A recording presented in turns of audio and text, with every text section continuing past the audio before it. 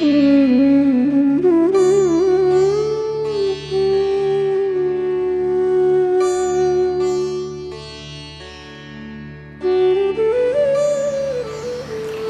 Om. We are still prolonging with chapter 2 and going to embark on the verse 52.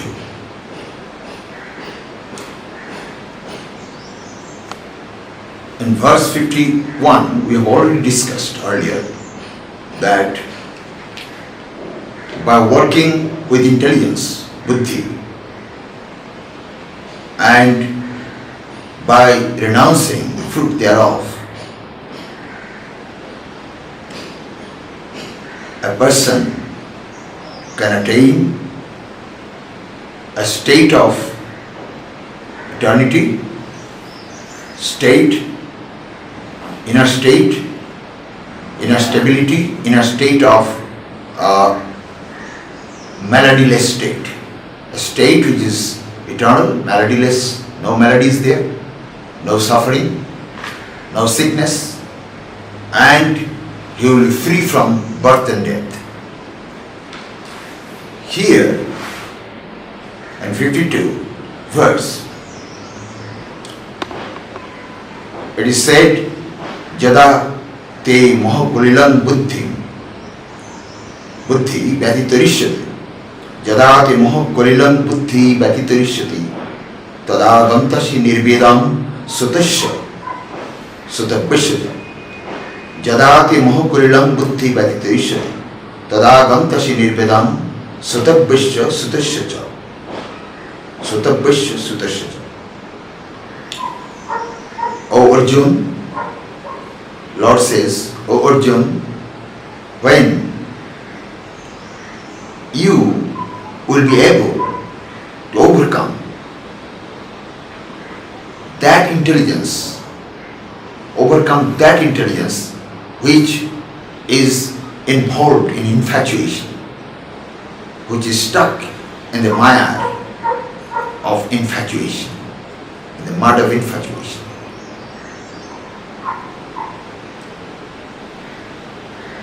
Tada, then alone, Gantashi, you will achieve nirvedam, detachment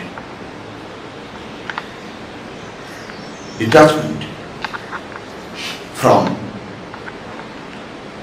that what you have heard or that what you think worth hearing.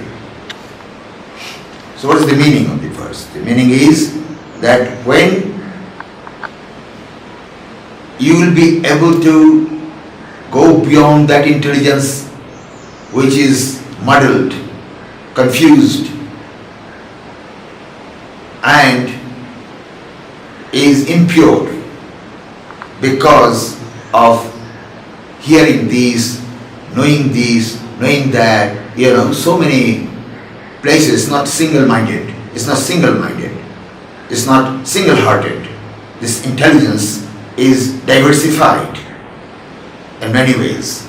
So when you will be able to transcend this state of intelligence, state of mind rather, which is diversified, which is distracted by so many things that you might have heard of. And then 53 verse says, Suti vipratipanna tejada tasya nischala samadha achala buddhistada yogam avapsashi.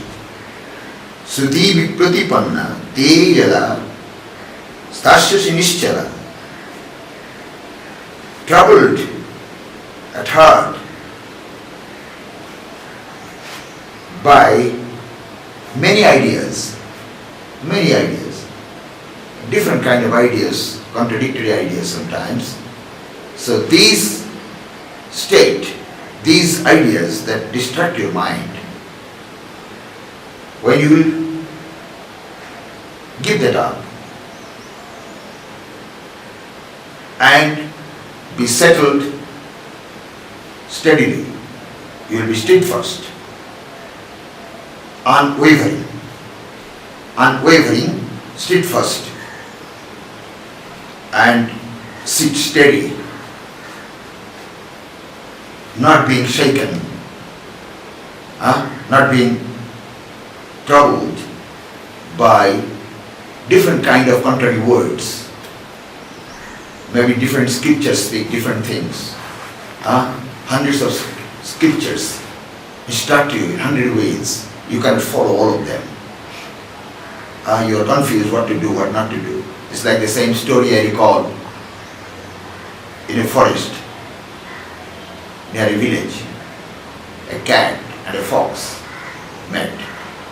Then the fox, being too proud,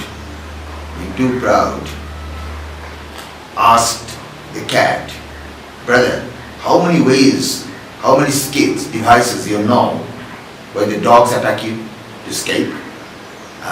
To escape from the dogs, how many devices you know?" The cat says that I only know one way: jump up on a wall or climb a tree. The fox says, "Phew, only one. I know 108 skills how to throw dust in the eyes of the dogs when they try to attack." In the meantime, a horde of dogs, hordes of dogs from the village, they rushed up to attack these two. And the cat climbed up. But the fox was thinking out of 108 tricks that he knew, which trick should be applied, which one would be appropriate. And by the time he was thinking on this, confused, he was already shuttered down by the dogs. That is what is here. Suti Pratipanna. You are troubled with many words of the scriptures. You have read here, there, and you actually now baffled what process I should adopt. So when you will get rid of this, when you will get rid of this situation, this confusing situation, though you might have studied scriptures, but too many cooks spoil the broth. Too many scriptures will spoil your peace. That's why when you get rid of these conflicting state of mind, these conflicting ideas, and sit quiet, steadfastly, samadhavachala buddhista yoga, then alone you will get that intelligence which is absorbed in samadhi, absorbed in concentration. Automatic, natural concentration will come up. Concentration is not a thing to be imposed, but it has to come from within. Then, when you are steady and no confusion in your mind, no contradictions, then automatically the intelligence that will make you concentrated will arise, and you will get yoga. You will get yoga. You will understand what real yoga is. Not just book, not just scriptures, not just listening speeches, but you will be able to understand what yoga really is. Only at the time when you sit quiet, don't disturb your mind. Chapter 2 is still going on, and we are going to step into verse 54. Verse 54. In my opinion, this is one of the most important verse,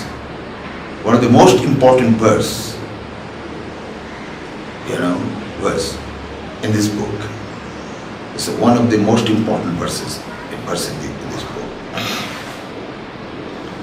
This verse is going to give people a clear perception, a clear idea, precise idea about what is samadhi.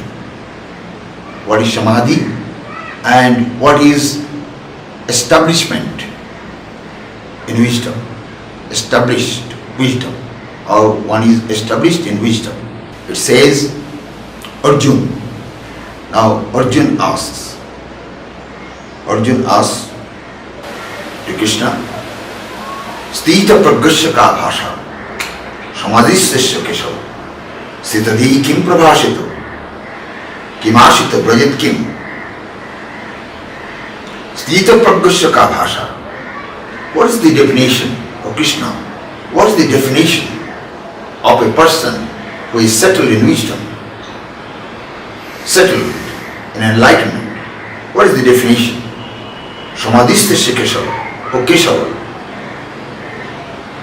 Keshava Krishna, O Keshava. What is that state of samadhi? So the person who is settled in wisdom and the person who has experienced samadhi, what is the definition of that? Sitadhi prabhashita, the person whose intelligence is settled, who has got intelligence pregnant with wisdom. Sitadhi, stita, settled. Dhi means finest intelligence. The one who is settled in finest intelligence, pinnacled intelligence, pointed intelligence, one-minded, one-hearted intelligence. As such a person, prabhashita, kim prabhashita, how does he talk? Kim ashita, how does he sit or stay? Brajit kim, how does it move around? Does it move around like ordinary people? Go to the market, buy things and come home and go, or he's very active, or he is not active, or he speaks in like ordinary people speaking of this and that, of the politics of society, of this, that, or sometimes speaking ill of people. Does he do that, or he speaks in a different way? What is the objective of his speech? What does he speak, and how is he feeling? How does he feel? What is his feeling? What are his feelings? So these things Arjun wanted to know. And Sri Bhagavanu Vacha, then God replied, Prajahati jada kaman sarvana partha manogatan atmaneva atmanatushta stita prakasta dujjate. Prajahati, jahati means to give up, to relinquish thing, abandon thing, reject. Prajahati means thoroughly reject, to reject thoroughly. So prajahati jada, when kama, the desires that are lurking inside the mind, that are hiding inside the mind, the different levels of the mind, like leeches, lurk inside the cloth and sucking blood. So when these desires lurk in the mind, hide in the mind, ambush in the mind, those desires, when somebody rejects, expels, punches out thoroughly, Atmaneva Atmanatushta, thereafter Atmaneva Atmanatushta, Atmani eva Atmanatushta, by himself, by his own, without depending on anything for happiness. He is content in himself. He enjoys his natural happiness. He is satisfied.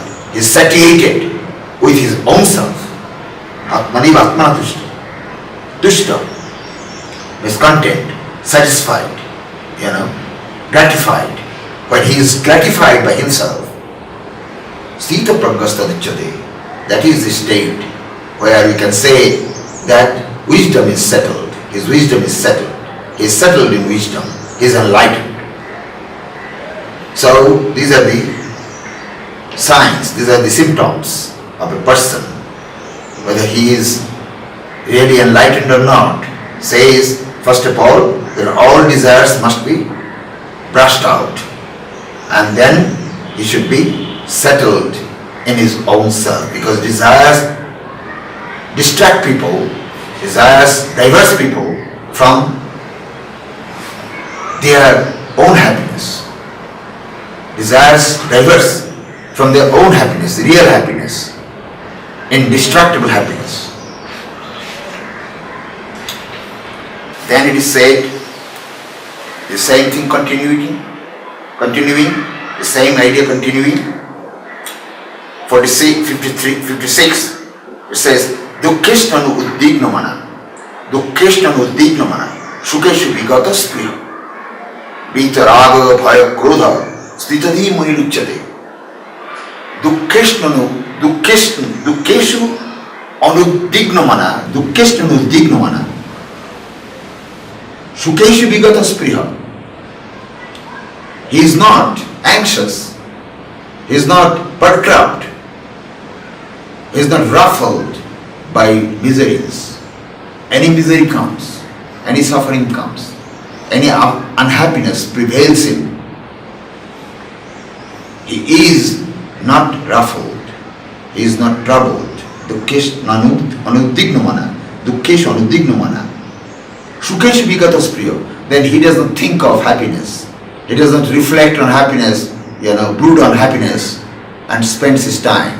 He does not brood on any happy things. Oh, if I would eat this thing, it would be wonderful. If I would sleep that, if I would have such a bed, or if I would have so much money, or if I would have a car, or so on and so forth, So he is not clinging to happiness. He is not clinging to any happiness.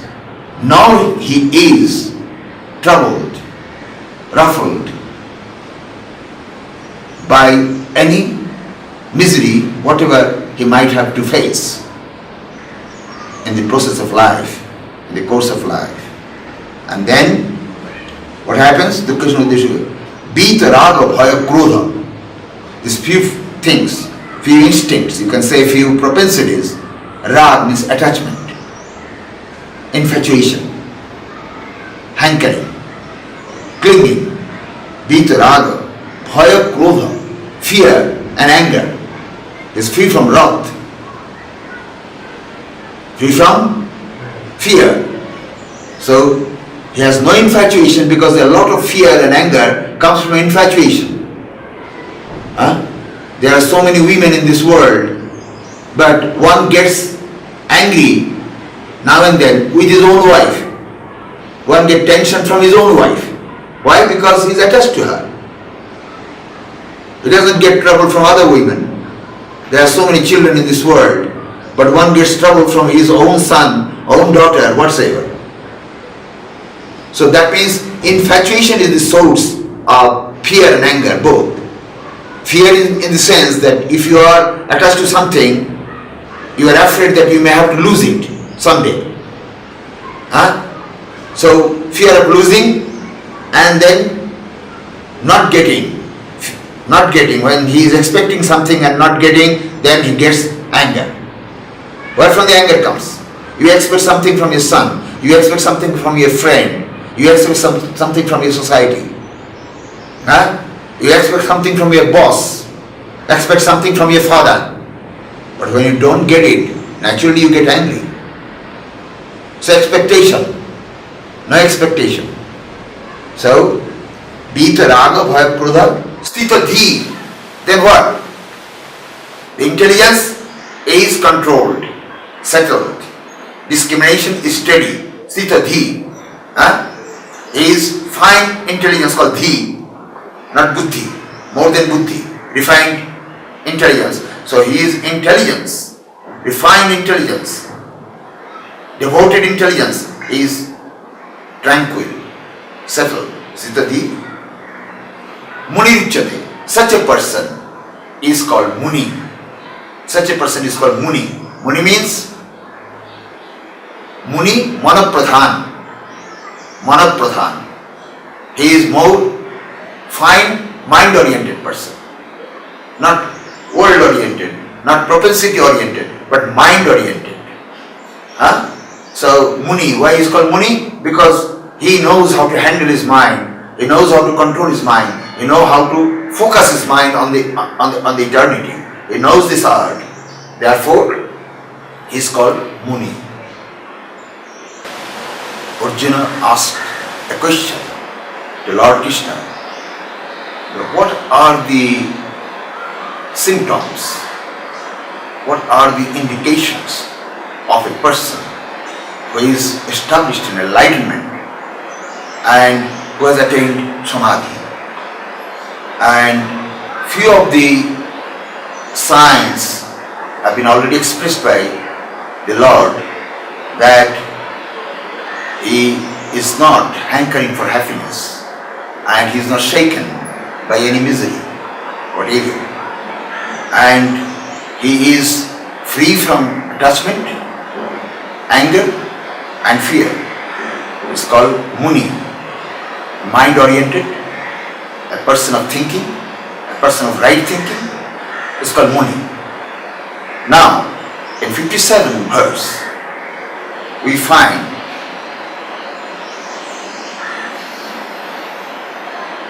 the same thing, the same signs of a person of wisdom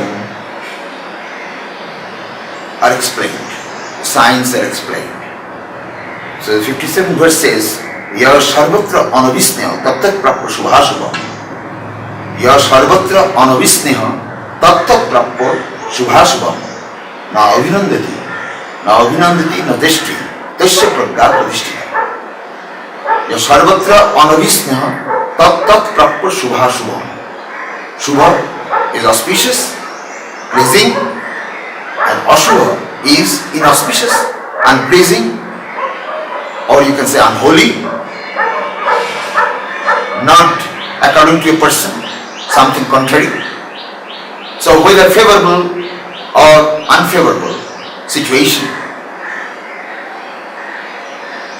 sarvatra, wherever he goes, because wherever one might go, one might find something very favorable to him, something pleasing to him, satisfying to him, something not. So by these opposites, by these contrary situations, he is not troubled, nor he is infatuated, attached, or he is having affection for the Shubha. He is not having any affection for the favorable one, nor is repulsing, is getting perturbed, troubled, vexed by the opposite situation. So neither opposite situation vexes him, nor favorable situation attracts him more than necessary. Now abhinandati nadishtitasya pragya pradishtita. The same thing. Your sarvatri anavasneha. He has no infatuation, he has no affection, he has no, affection is a word which is generally considered positive, but here affection means the affection which is involved, or you can say blemished with attachment. Blemished with attachment. One may have affection for the children of the school. Every child is loved, but that is not equal to the love that a parent has for one son, the only son. That affection is maybe contaminated with infatuation. But here, this affection is said, contaminated with affection, but here we say love. Love is a different thing. Love is a different thing. Love is universal. It flows, it doesn't obstruct the flow of your mind. But infatuation, apparently affection, but it is blemished with infatuation, that might obstruct your mind. So, your sarvatra anavisneha, jatta prapya shubhashubham, na abhinandati na deshti. After receiving good or bad, good or evil, he neither exalts himself, nor have any triumphant elation, doesn't have any triumphant elation, and he is not repulsing from evil. Having good is not so exalted, and facing contrary situation of evil is not depressed, is not repulsed, is having tranquility. Then we find in the verse 58, Yada sanghate chayam kurumanga niva sarvasha indriyani indriyarthi pustasya pragya pradishtita. There is a beautiful analogy placed before us here in this verse. We find a beautiful analogy. The analogy of a tortoise. The analogy of a tortoise. We know the tortoise has this capacity to withdraw its limbs whenever it is afraid or feel uncomfortable, unease. It withdraws its limbs. 4 limbs it withdraws immediately. So Jara Sangharate Chayam Cha Ayam Gurumangani Vasarvasa.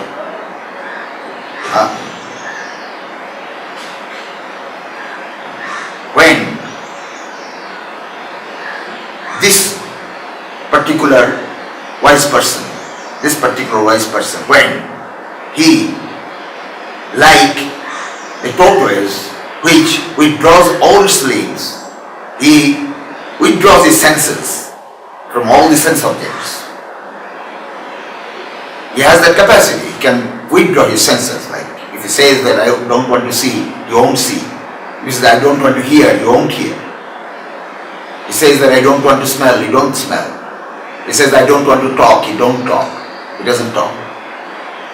So these senses, all the senses, hands, feet, eyes, ears, all under control. So when he is able to do that, whenever he wishes, at will, he can withdraw his mind from thoughts. He can withdraw his eyes from sight, or his ears from hearing. So these senses, when controlled from the sense objects, such a person who is able to do that, exactly like a tortoise, withdraws his limbs whenever it wants. That is a person whose pragya, wisdom, is established. Pratishtita. Pragya Pratishtita. Then we come 59. Vishya vinivartante niraharsha dehina rasavarjam rasopyosya param drishtva nivartante. Vishya vinivartante niraharsha dehina rasavarjam rasopyosya. It's very interesting to see. Rasavarjam rasa. What a strange thing. Given up but not given up. Something given up but not given up. How it is? Vishya vinivartante niraharsha dehina. Ahar means to withdraw. Haran. Haran means drawing. Haran. You know, haran means stealing. So haran means to draw things towards you. So ahar, we call it ahar. Food is ahar because you take it within and assimilate. So anything that you assimilate or you draw towards you is called aharan. Thoroughly taken. So nir aharasya dehina.